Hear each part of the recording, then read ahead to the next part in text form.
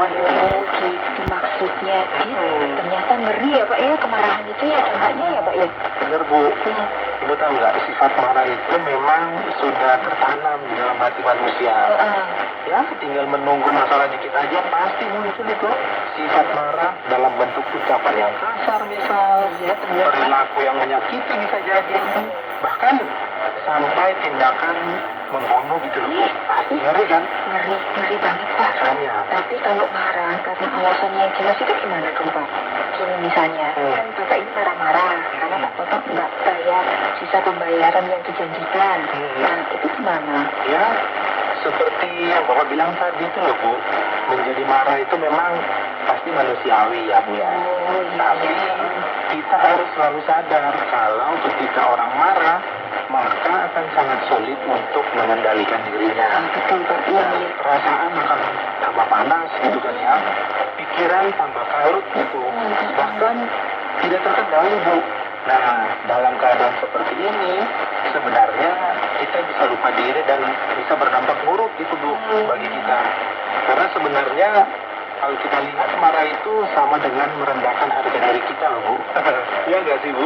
Ya benar sekali ya Pak ya. Iya. Ternyata marah itu lebih banyak menimbulkan dampak yang buruk kayaknya ya. Termasuk merendahkan harga diri yang sebenarnya kita ini manusia itu kan istimewa di hadapan Tuhan ya Pak. Nah, makanya itu Bu. Iya. Kalau orang marah dalam batas kewajaran sih ya pasti masih bisa kita terima lah ya Bu ya. Iya. Misalnya marah kalau melakukan hal yang nggak benar, nah itu wajar memang kalau orang marah. Tapi kalau selalu setiap hari marah, bahkan tanpa sebab, lah itu kan namanya depresi Bu.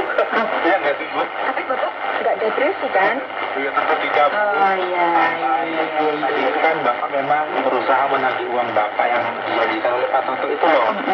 Bapak ini kayak kesal aja kok di telepon nggak diangkat, padahal ada nada deriknya. Bapak juga WA masih centang dua belum dibaca. Katanya kan sebenarnya handphonenya itu aktif gitu loh Bu.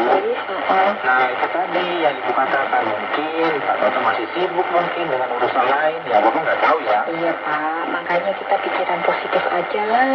Lagian kan nggak pernah itu Pak Toto ingkari tuh, apalagi nggak membayar uang yang udah dijanjikan itu kan nggak pernah tuh Pak. Iya benar sih Bu, Pak Toto itu termasuk customer yang loyal mungkin ya, selalu menepati janjinya. Makanya kok tumben banget ya, sekarang ini telat bayar gitu loh Bu yang dijanjikan. Ya namanya juga manusia Pak, kan nggak selalu mulus jalan hidupnya, pasti kan ada masalah. Ya gitulah, yang penting kita menghadapi kayak gitulah, jangan marah yang menyebabkan kita stres, terus nanti akhirnya Bapak juga sakit gitu loh Pak. Bentar Bu, sepertinya ini ada orang masuk deh. Dari siapa? Dari Pak Toto. Bentar Bapak baca WA-nya. Nah ini, halo Pak Eko, maaf baru lihat WA-nya. Seminggu ini saya harus pulang kampung karena ada keluarga yang menikah. Kan? Maaf, tadi saya sudah transfer sisa pembayarannya yang 5 juta. Mohon maaf ya Pak, sudah membuat Bapak menunggu. Mohon maaf. Oh alah. Benar kan kata Ibu? Bapak itu memang ada urusan Pak, makanya belum ngasih kabar ke Bapak. Untung aja emosinya nggak keterusan. Iya Bu. Ada Pak, ya kita aja yang kurang sabar. Bapak aja yang kurang sabar. Bapak itu Lah iya, lebih mengedepankan marah daripada bersabar.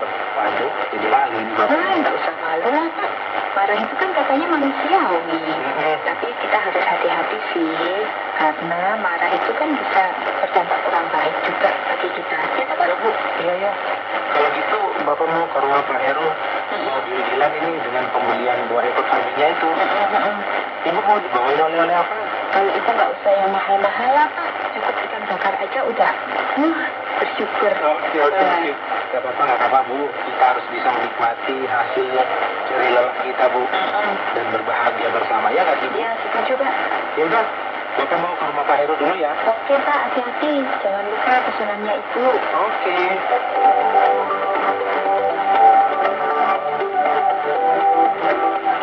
Saudara, terima kasih sudah mendengarkan program Jembatan Hati. Program ini dipersembahkan atas kerjasama Yayasan Trawarta Rohani Kota Batu, Jawa Timur dan Penerbit Kalam Hidup Bandung, Jawa Barat. Apabila ada pertanyaan dan saran, silahkan kirimkan ke SMS atau WhatsApp di nomor 081 333 777 386. Anda juga dapat mengakses penerbit Kalam Hidup melalui website di www.kalamhidup.com. Sampai jumpa.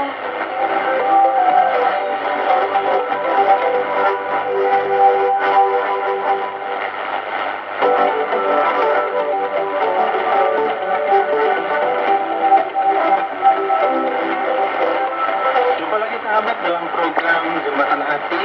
Pastinya masih bersama dengan saya Serwan Malanguna menemani sahabat semuanya. Hari ini topik yang akan kita bahas dalam program Jembatan Hati adalah marah merendahkan harga diri. Mari kita simak bersama topik berikut ini sahabat.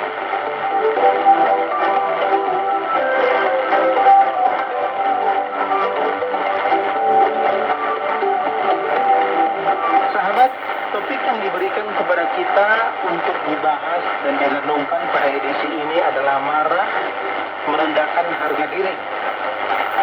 Ya, saya memang tidak tahu bagaimana perasaan dan respon Anda ketika mendengar statement ini.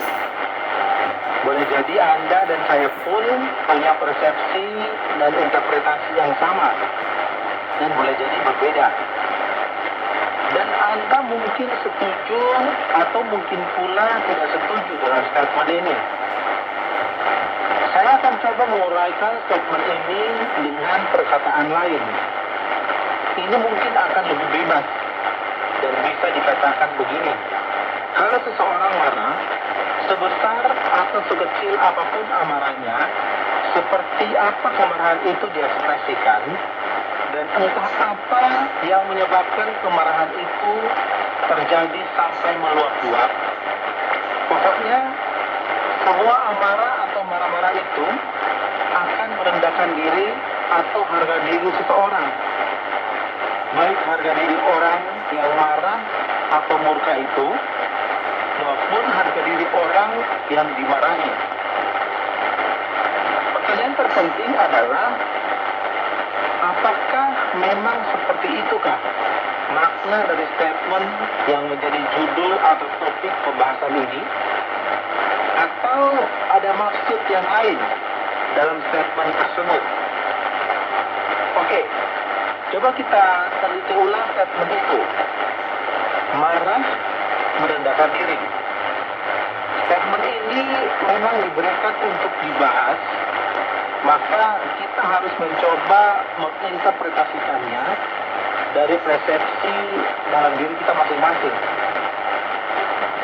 Kita mulai dahulu dengan ungkapan atau frasa yang disebut harga diri. Apa sih harga diri itu? Secara harafiah, tentunya berarti harga atau nilai diri seseorang sebagai manusia yang seutuhnya.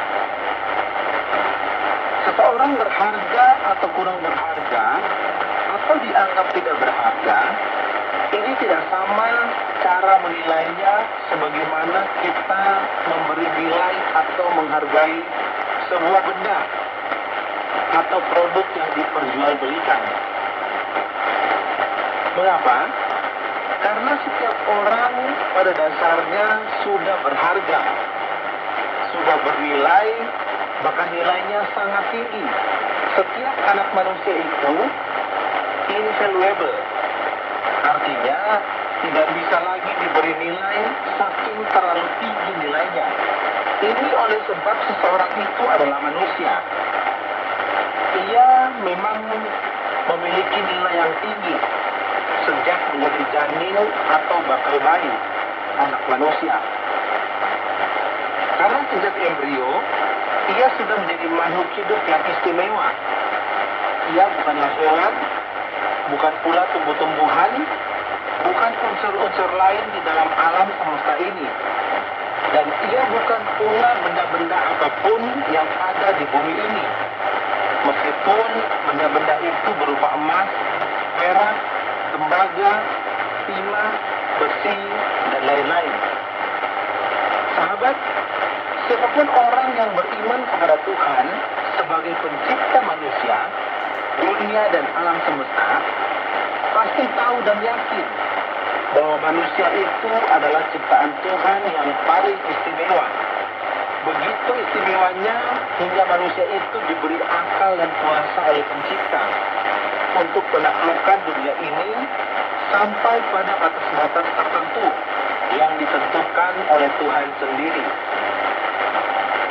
Namun selain keistimewaan ciptaan, manusia juga dianugerahi Tuhan kelebihan-kelebihan yang lain yang memungkinkan manusia itu berkembang dan memiliki ilmu pengetahuan serta peradaban yang terus-menerus semakin membaik, semakin bernilai dan mulia.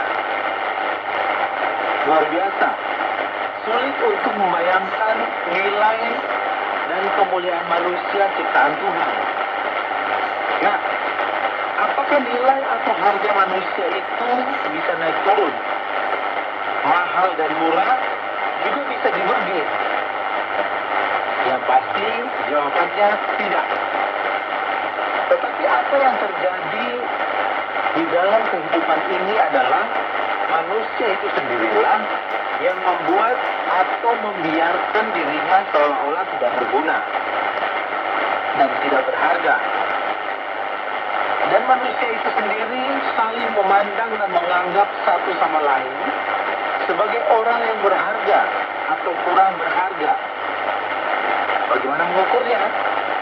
Manusia juga lah yang membuat kriteria atau kualifikasi untuk menilai dirinya atau menilai sesamanya bernilai atau tidak. Dan ini sudah di luar cara pandang Tuhan.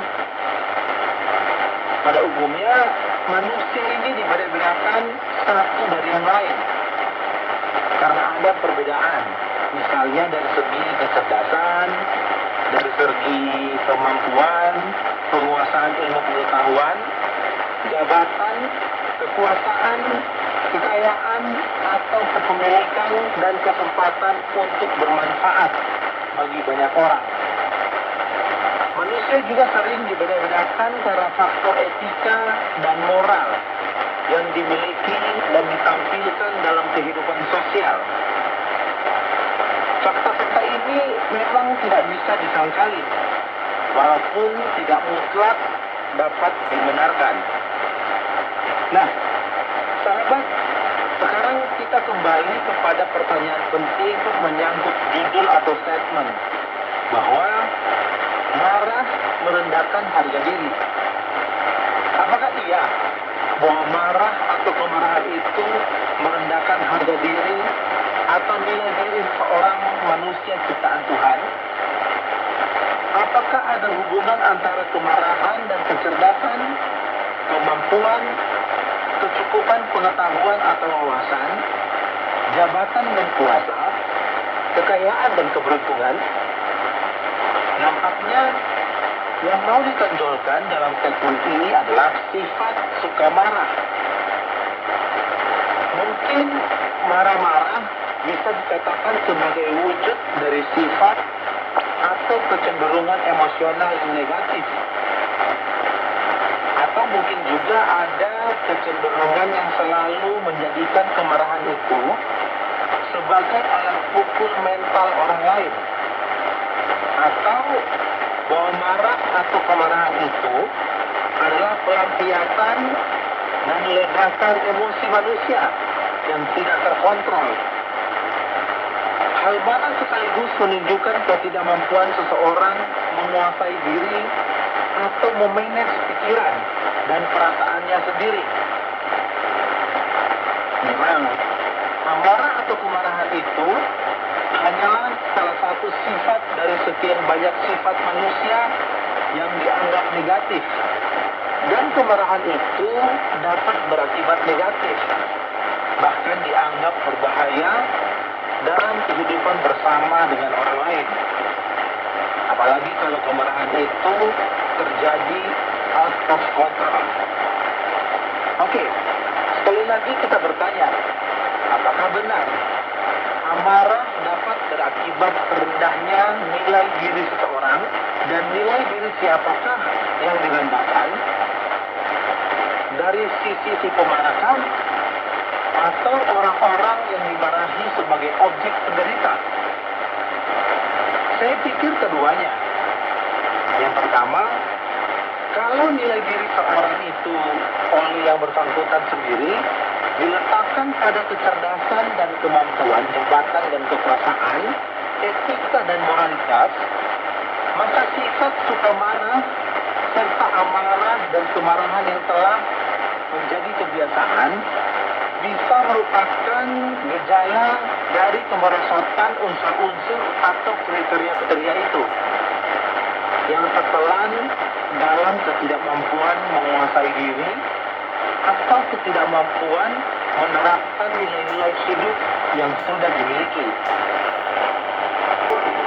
Sahabat, mungkin kita sudah bersama membahas topik tentang marah merendahkan harga diri. Semoga itu juga menjadi awasan buat kita semuanya. Saya Fernando Salamona pamit. Shalom. Program Jembatan Hati diproduksi dan dipersembahkan atas kerjasama Yayasan Perawat Rohani di Batu, Jawa Timur, dan Penyakit Alam Hidup di Bandung, Jawa Barat. Program ini dengan sederhana menyuruh tidak memaparkan kondisi hati manusia dan karakter manusia di bawah terang bulan. Apabila Anda memiliki pertanyaan dan saran berhubungan dengan program ini atau berespon terhadap topik program hari ini, Anda dipersilakan untuk menyampaikan melalui WhatsApp ke nomor 081 333 777 386 atau Anda bisa mengakses program ini ke website Penyakit Alam Hidup, yaitu www.alamhidup.com. Terima kasih atas perhatian.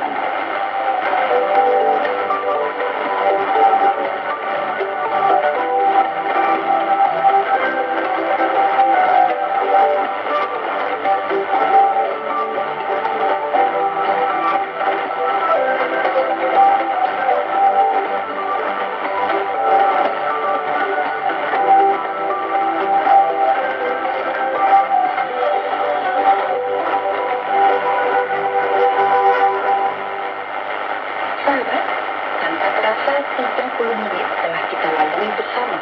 Saya mengajak Anda untuk tetap mendengarkan program Jembatan Hati, sebuah program yang berbicara tentang Allah Pencipta dan manusia sebagai umat ciptaannya.